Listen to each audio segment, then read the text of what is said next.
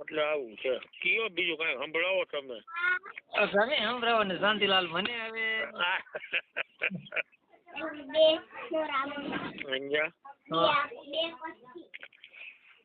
એટલે આમાં બધું રહ્યું ને ભગત. હવે લાવો બોલું બીજું હું. હા કઈ બોલવું ને તો સારું કહેવાય. મને બોલવાનું પછી મને ભાઈ થાય ને હું આ ગાંડો માણસ ક્યાંય ક્યાંય નીકળું. અરે હું એવું જ થવું મારો ને કઈ બહુ નથી સમજ્યા તમે. હા તો હવે કીધું કે પ્રેમી અંશો જે મનુષ્ય ગુરુ ચરણ પામી અને ગુરુની સેવા કરીને માન મોહ થી રહિત રહેનારા છે. હા તેમજ સંત સમાગમ થી પોતાનામાં રહેલા અવગુણો ને તજનારા છે. હા બરાબર. અને નિર્મળ ભાવ થી નિત્ય આત્મ સ્વરૂપમાં તલીન રહેનારા છે. હા એવા મનુષ્ય કામ ક્રોધ માન મોહ રાગ દ્વેષ હુંપદ અહંકાર વગેરે દ્વંદ્વો થી પર થનારા છે. તેવા નિર્મળ જ્ઞાનીજનો અવિનાશી સ્વરૂપને પામેલા છે. તેમજ એવા આત્મજ્ઞાની પુરુષો સદા સત્ય ધર્મનું અધ્યયન કરનારા છે. તેવા સત્ય ધર્મને પામેલા જ્ઞાની પુરુષ સદા જ્ઞાન યજ્ઞ કરનારા છે. તેમ જાણવું. માટે જે મનુષ્ય શ્રદ્ધાવાન થઈને તેવા જ્ઞાની પુરુષના શ્રી મુખે સત્સંગ શ્રવણ કરતા હોય તો તે સર્વ પાપ કર્મથી મુક્ત બની અને મહાપુણ્યશાળી બને છે. એવા પુણ્યશાળી આત્મા જન્મો જન્મ ગુરુ ભક્તિના અધિકારી બને. માટે એવા અનુભવ જ્ઞાની પુરુષોનો નિત્ય સંગ કરવો એ હિતકારા છે. તેમના સંગથી આપણામાં રહેલ અવગુણ અવિદ્યાનો સદંતર નાશ થાય છે. માટે આપણા મુજબ આપણે પણ ગુરુ ગુણ ગાઈએ. આપણા મુજબ તો એમાં કીધું છે કે ગુરુ શબ્દ થી સૃષ્ટિ રચાણી. 3 ગુણ વસે છે સાથમાં. કાયા માયામાં જીવ ભરમાયો એ ભૂલી ભટક્યો ચારે ખાણમાં. સમજ્યા તમે. અને સદગુરુ વિના ભટકતો જીવ બળતો ત્રિવિધિના તાપમાં. અરે ગુરુ વિના ગમ પડે નહીં. ગોતે પ્રભુને ઘાટે ઘાટમાં. શાસ્ત્રમાં ઢૂંઢે અને પુરાણમાં ઢૂંઢે અને ઢૂંઢે તીર્થ વ્રતધામમાં. ભાંતિ ભેદમાં ભૂલો પડ્યો બે ભાનમાં. ગુરુ મળે બ્રહ્મ જ્ઞાની. જયારે ગુરુ મળે બ્રહ્મ જ્ઞાની ને ત્યારે ઓળખાવે ઈશ્વર આપમાં. અને ભવરણ દુઃખ તરત ટળે. જપતા હરદમ જાપમાં ગુરુ શરણ ગ્રહણ કરીને તુરતા રાખીએ સતનામમાં. ગુરુ કૃપાએ છૂટે ચોરાસી. હરતા ધ્યાન ગુરુ સ્વરૂપમાં. અને ગુરુ મહિમા સર્વોપરી જાણી રહેવું વચનના વિશ્વાસમાં. વાહ વાહ. અહીંયા ઉઠો તો શબ્દ ઘટમાં અહોની અને નુરત સુરત ધ્યાનમાં. શું કીધું? ઉઠો તો શબ્દ ઘટમાં અને અહોની નુરત સુરત ના ધ્યાનમાં હે. સમજ્યા? અને ગુરુ ગુણ ગાવા નિત પ્રેમથી. વાહ. રહીએ સદા દાસ ભાવમાં. બસ દાસ ભાવમાં રાખો. હા. ગુરુ માનવને દેવ બનાવે. શું ગુરુ રહ્યા ને એ માનવને દેવ બનાવે ભગત. વાહ, હિસાબ બનાવી જ દે ને. જો નિષ્ઠા હોય જો ને ગુરુ રામમાં તો ગુરુ વચને નિજ ઘર જડે. જડે સદગુરુના શરણમાં. સમજ્યા તમે? દાસ અમરસિંહ ભગતને નિજ ઘર જડ્યું. એ વખાણ નો કરાય. હજી ગોતવાનું બાકી છે. એવું હે? કઈ ગોતવાનું બાકી છે. આપણે ક્યાં ગોતી લીધું? કઈ વાંધો નહીં. હા, નકર અહીં કેટલા કેમ કે ક્યાં ગોતું ગોતો મને બતાવો એમ કીએ બધા. એવું?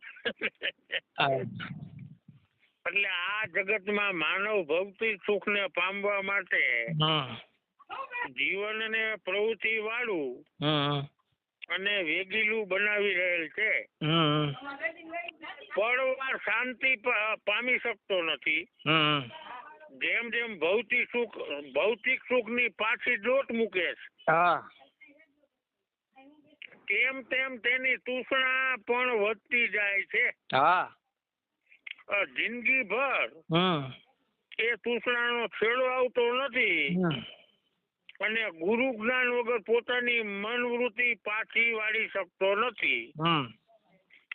આશા પાસમાં બંધાય અને સાચું સુખ અને સાચી શાંતિ ગોતવામાં જીવ ભૂલો પડ્યો છે ભગત. એમાં સુખની ઈચ્છા કરે કે એક સાધન કે સંપત્તિ પદાર્થ સાચું સુખ આપનાર નથી. એક સમયે સુખરૂપ દેખાય બીજી પડે તરત જ દુઃખરૂપ ભાસે. સાચું સુખને પ્રાપ્ત કરવા માટે સંત સમાગમ અને આત્મધ્યાની ગુરુ શરણથી સાચું સુખ સમજાય છે. વાહ, એ સમજાય. એ ગુરુ સમજાવે. સમજ્યા? અને સદગુરુ ભગવાનના જ્ઞાન ઉપદેશથી.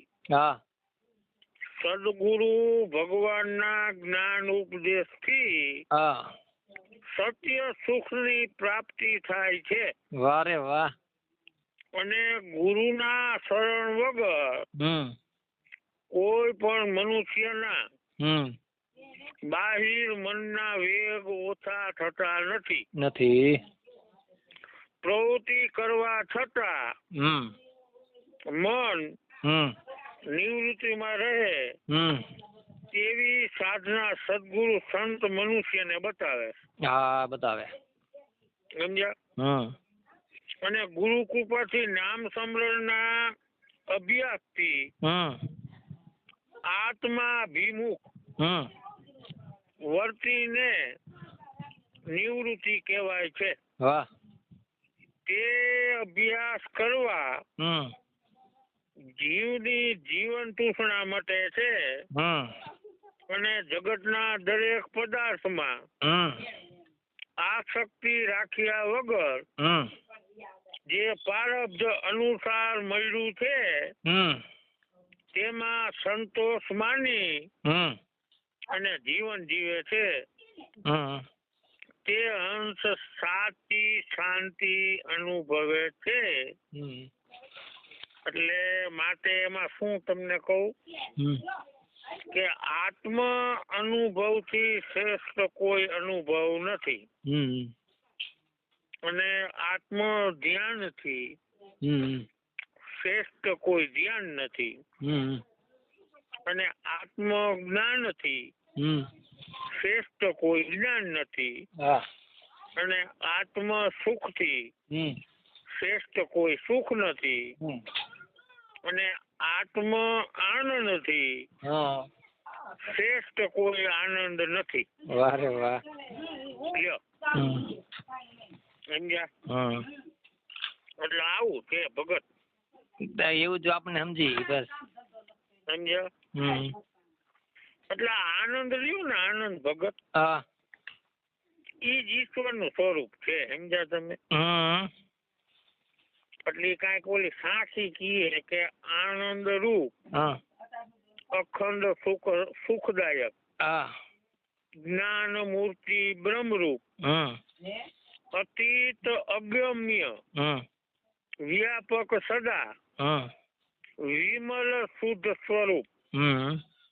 એટલે વિમલ શુદ્ધ સ્વરૂપ કલ્પ વૃક્ષ નિજ નામ સોહમ શબ્દ થી લક્ષ્ય હે સોઈ સદગુરુ દેવ પ્રણામ. એટલે આવું છે. સમજ્યા ભગત? ના ના બરોબર સમજાવો તમે. હે બરોબર નો હોય ના હું બરોબર હોય તો આજ કેવી પડે ને મારે, ખોટું એમાં શું કહેવાનું આવે. પછી એમ ને તમે પાછા મને વખાણી ને અહંકાર ચલાવી દેતા નહીં હો. મારે ના એવું અહંકાર આપણે વખાણ તો સાચું હોય તો વખાણ કરવા પડે ને એમ. કેવું એમ ને? આપડે કેમ સીતારામ બાપુ ને જેમ કઈક બોલ્યા શબ્દ ગયા આપડે સેમ સીતારામ બાપુ કીધું ના સાચું સમજાવતો તો સાચું કહે ને. એ તો બરાબર છે. અને જાજુ ભાગ તો આપણે બાપુ મળ્યા પછી બહુ ઘણો આનંદ આવે એમ. ના ના મજા આવે. સમજ્યા? આપણને જે મળી ગયા જતું તો જડી ગયું એટલે બસ. હા હા બરાબર છે, સાચું છે. સમજ્યા? અને ઈ સાક્ષી પૂરે હે ભગત કે આનંદ છે ને તે અખંડ છે કે જેનો કદી નાશ નથી, એનો કદી નાશ નથી થતો. અને આત્મા છે ને તે આનંદ નું ઘર છે.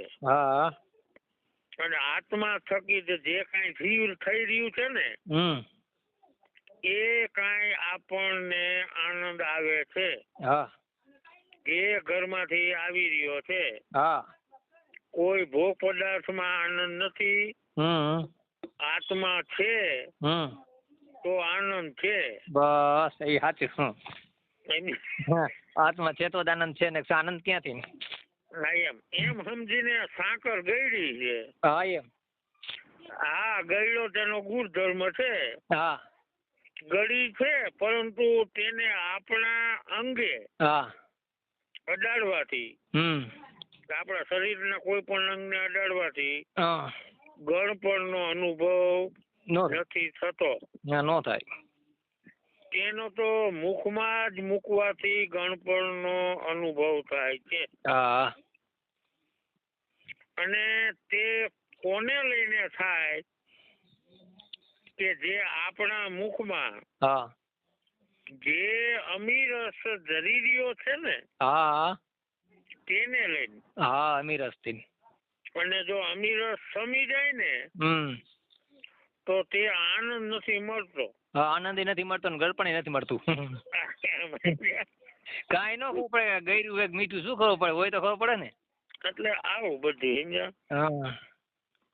અને તેનો અનુભવ થાય ભગત. કેવી રીતે આપણા અખંડ અવિચળ બ્રહ્મ સ્વરૂપ આત્મા બિરાજમાન છે ને તેનો જ આનંદ મળે ભગત. પણ આપણે બધા રહ્યા ને એની કિંમત નથી કરતા. સમજ્યા? અને દરેક અંગ સેજે કામ કરી રહ્યા હે ને એ કોઈ અંગ ને કોઈ ભલામણ કરવી પડતી નથી. આપણે ક્યાં ચાલીને જઈએ ને તો પગ ને ભલામણ કરવી પડે હે ના? એ તેને મેરા હાલવા મળે કે પગ ભાઈ જરા ચાલો એમ કેવું પડે? નથી કેવું પડે. હાથ ને ભલામણ કરવી નથી પડતી. મુખ ને જીભ ને કેવું પડે નથી પડતું. નથી કેવું પડતું કે બોલવા માંડ. જે કઈ ક્રિયા કર્યા વગર કાર્ય થઈ રહ્યા છે ને એ એક આત્માને લઈ અને આ મનને આનંદ આપી રહ્યા છે. સમજ્યા તમે? હમ. એટલે આવું છે લ્યો.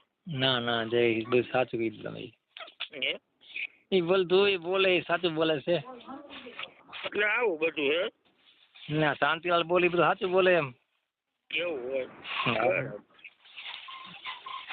એટલે આ બધી એવું હે ભગત, મીઠા શબ્દ થી સુખ ઉપજે. અને ઉપજે સુખ અતિ ઠોર. વશીકરણ મંત્ર તે જાણ. તો તજી દે બસ કઠોર. એટલે સાચું બોલવામાં જીભને કષ્ટ નથી પડતું. તો ભાઈ સારું બોલી અને બોલીને બગાડવામાં કઈ ફાયદો નથી. સારું બોલવું અને સત્ય બોલવું અને બીજાને સમજાય ને તેવું બોલવું, તો જ આપણને તો આનંદ મળે.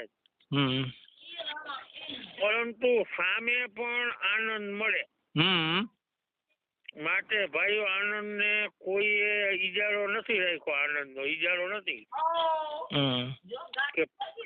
કે પોતાનાથી જ મળે એમ. આ ઈજારો રાખ્યો છે ને તો એક ઈશ્વરે, જે આત્માનંદ છે, જે આનંદ એટલે આનંદ. માટે તો ભાઈઓ સદાને માટે ભજન અને સત્સંગ કરો અને પેટ ભરીને ધંધો કરો અને આનંદ થી રહીએ તો કાયમ માટે નંદ ઘેર આનંદ ભયો. વાહ રે વાહ, નંદ ઘેર આનંદ ભયો. તે સારું હાલો. સદગુરુ દેવની જય.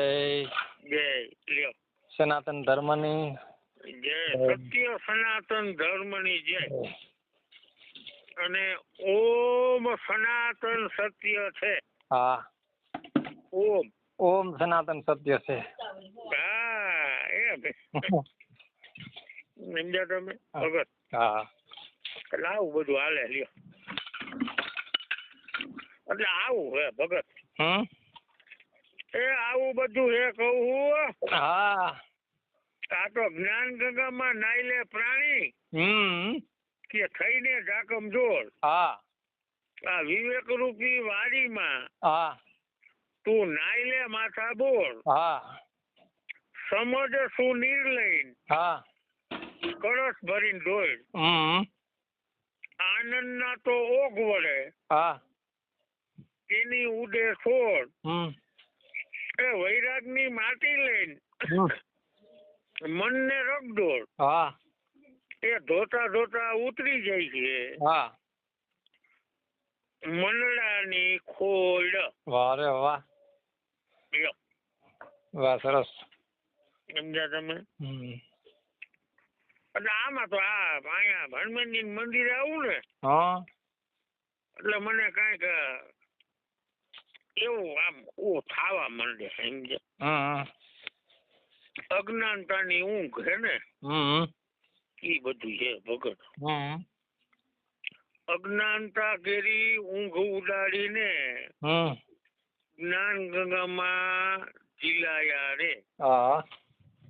મૃગ જળ તૃષ્ણાનો ત્યાગ કરાવી પ્રેમના પિયાલા અમને પાયા રે. સીતારામે. વાહ ભગત વાહ. સીતારામે પાયા. એટલે આવું બધું સમજ્યા? એટલે આવું બધું સમજ્યા? એટલે કીએ ને કે ધન્ય ગુરુ દેવા મારા, ધન્ય મીઠા મેવા ને સેવા માય સુખ પાયા. સમજ્યા? એવા ધન્ય ગુરુ દેવા મારા. સમજ્યા? એટલે આમ હે ભગત બધું. કયો બીજું કાંઈક તો કાકા તમને નથી ઉપજતું કાંઈ? મને કાંઈ ઉપજતું બોલતો તો હે મને કાંઈ ઉપજતું નથી. એવું હાવ થઈ ગયું છે? નો હોય. કાંઈ એવું પ્રશ્ન નથી પૂછતા, કાંઈ જવાબ પ્રશ્ન ઉઠો કઈ નો એમ. બરાબર. એટલે એવું એમ ને આ બોલે ઈ ને બોલાવે ઈ બધું સાંભળનારો ઈ એકનો એક જ છે શું પ્રશ્ન છે ઈ તો બરાબર છે એમાં સમજ્યા હે એ કાંઈ વાંધો નહીં તો હાલો રાખવું ભલે જય ગુરુદેવ જય ગુરુદેવ બીજું હું કરજો ફોન ભલે ભલે હા સુધીમાં ભલે ભલે 6 વાગ્યા પહેલા હો એ હા ના નકર પછી 6 વાગ્યા